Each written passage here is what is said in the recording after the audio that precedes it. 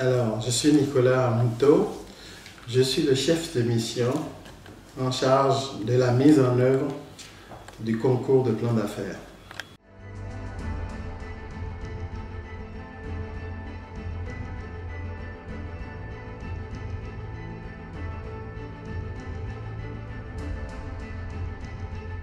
Le concours de plan d'affaires est une opportunité pour ceux qui ont des entreprises émergentes, des entreprises naissantes, des entreprises de moins de 2 ans d'activité, et aussi ceux qui sont des porteurs de projets.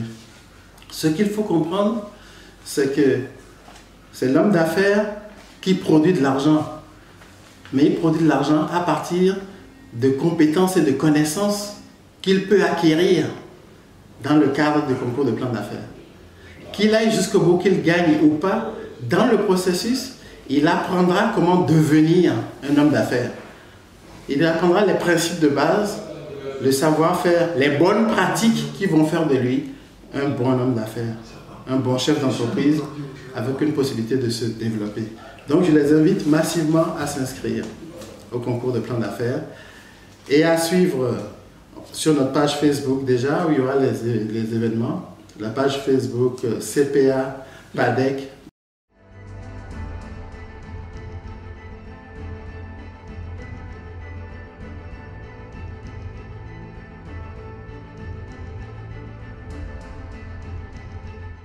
Ce concours est une initiative du gouvernement appuyée par la Banque mondiale. Ça rentre dans le cadre du PADEC, qui est le projet englobant dans lequel nous sommes. Le PADEC, c'est un projet d'appui au développement des entreprises et à la compétitivité. Donc ce projet essaie de pousser la multiplication, le développement des PME et aussi leur diversification. Par rapport à l'économie, il faut diversifier les secteurs dans lesquels elles interviennent.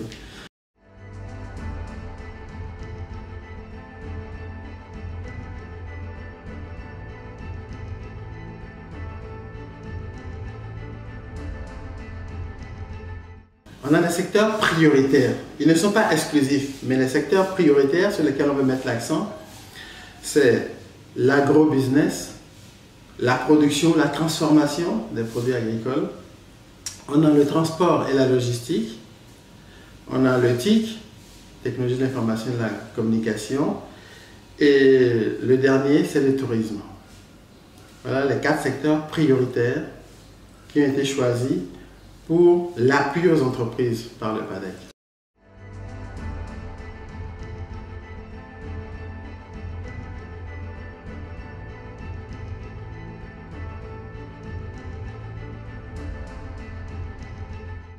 On a 2 catégories de participants. Il y a ceux qu'on appelle les startups, les créateurs qui n'ont pas encore d'entreprise, qui ont un projet de création. Cette catégorie, c'est n'importe quel jeune de nationalité congolaise ayant au moins 18 ans, majeur, et qu'ils vivent au Congo ou à l'étranger, ce n'est pas un problème du moment que son projet soit prévu pour être implanté au Congo. D'accord? Donc, c'est avoir 18 ans, être congolais, avoir un projet à créer au Congo. Voilà toutes les conditions. Je peux vous parler donc de la catégorie en création. Ouais. Il y a l'autre catégorie qu'on appelle en développement. Là, ce sont des entreprises qui se sont créées relativement récemment, mais qui n'ont pas plus de 2 ans d'activité vraiment intense. Parce que les entreprises se créent, elles vivotent, parfois elles se mettent en berne, elles redémarrent, mais à un moment donné, ça part vraiment et on travaille là. Toutes celles qui ont moins de 2 ans d'activité continue sont des candidats pour le concours de plan d'affaires. Les entreprises qui ont plus de 2 ans sont plutôt des candidats pour l'autre outil dont on va parler tout à l'heure, qui s'appelle le Fonds d'appui au développement des PME, le FAD-PME.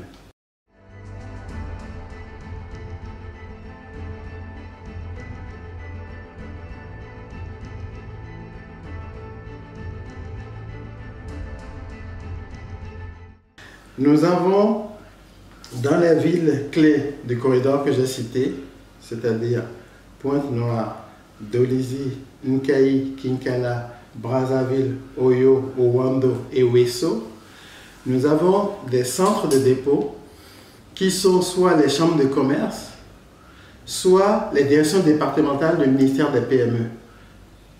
D'accord? À ces lieux, les gens peuvent déposer des dossiers physiques, ou bien on a une adresse email à laquelle ils peuvent envoyer leurs dossiers scannés. Et bientôt, on va mettre en ligne la possibilité de télécharger directement sur une plateforme son dossier. Donc aujourd'hui, les gens de la diaspora qui sont à l'étranger peuvent déjà envoyer leur candidature à une adresse email qu'on a créée pour recevoir les candidatures.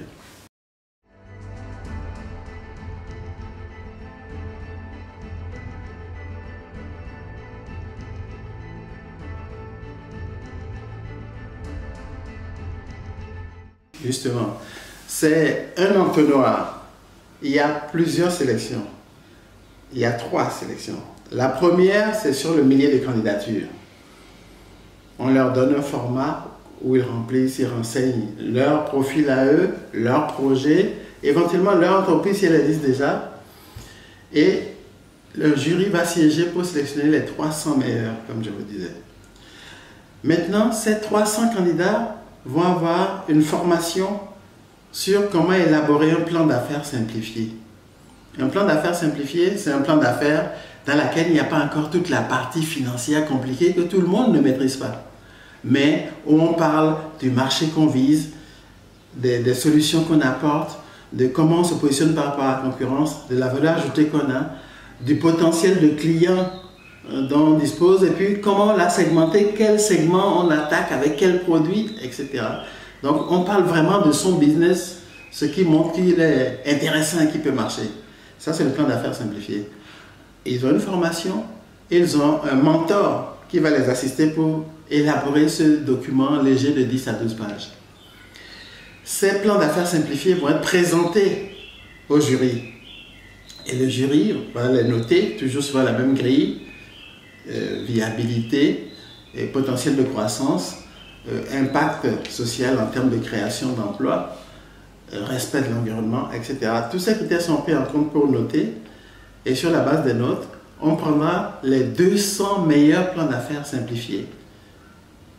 On les appelle les demi-finalistes, les 200.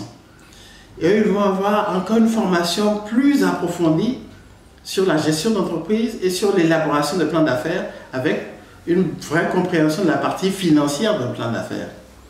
Parce que être homme d'affaires et ignorer complètement la finance, ce n'est pas vraiment possible. On n'a pas dit devenir comptable ou financier, mais comprendre. Donc, il y aura une formation très importante dessus. Puis, un mentorat, des mentors qui vont les accompagner pour élaborer le plan d'affaires complet. On appelle ça plan d'affaires définitif.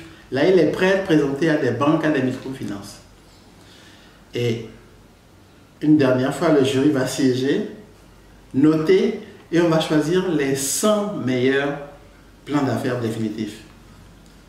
Ceux-là sont déjà des gagnants, parce que les 100 vont avoir chacun un coach qui va les accompagner pour la mise en œuvre, pour chercher du financement, pour chercher des marchés, pour recruter des collaborateurs, pour mettre en place des partenariats avec des partenariats techniques ou commerciaux. Donc, un coach qui est un homme d'affaires expérimenté, qui va les accompagner comme s'il était leur associé pendant 12 mois, tous les 100.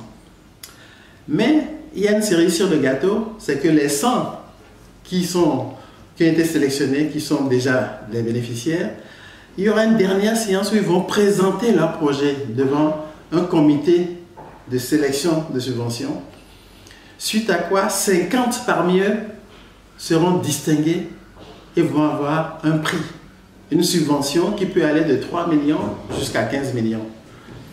Évidemment, la subvention, c'est pour amorcer leur projet. C'est comme pour servir de fonds d'amorce pour qu'ils cherchent le financement complémentaire.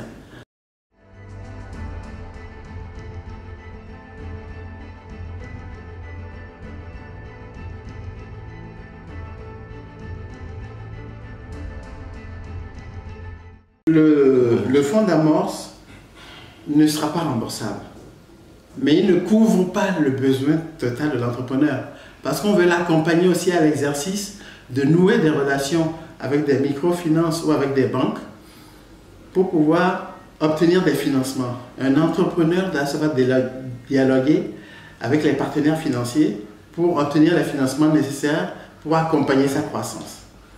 D'accord? Mais la subvention n'est pas remboursable.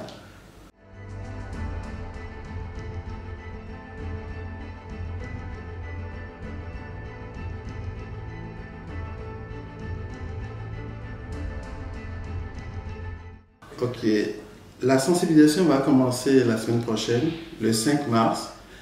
Le temps de faire tout le tour du pays, ça va nous amener vers le 26 mars au nord. Donc, du 5 au 26 mars, ce sera la tournée de sensibilisation. Mais dès le 16 mars, les gens pourront commencer à déposer leur dossier de candidature. Et ce, jusqu'aux environs du 17 avril.